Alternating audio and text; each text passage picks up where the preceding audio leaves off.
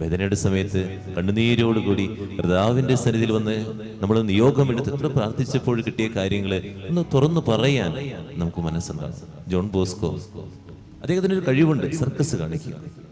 അദ്ദേഹം നൂലിലൂടെ നടക്കുന്നു, അതുപോലെ തന്നെ തലകുത്തി മറയുന്നു.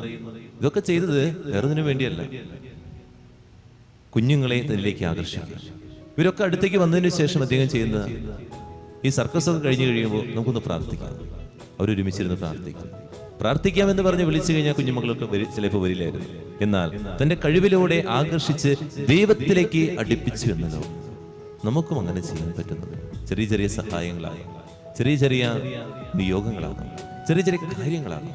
നമ്മൾ അങ്ങനെയൊക്കെ ചെയ്ത് എൻ്റെ ദൈവത്തിലേക്ക് എനിക്ക് അടുപ്പിക്കാൻ പറ്റുന്നുണ്ടോ? ഒരു ദിവസം എത്ര പേരെ, ഒരു 1-2 പേരെങ്കിലൊക്കെ ദൈവത്തിലേക്ക് അടുപ്പിക്കാൻ അങ്ങനെ പറ്റിക്കഴിഞ്ഞാൽ നീയും ഒരു സുവിശേഷ പ്രഘോഷകനായിട്ട് മാറി.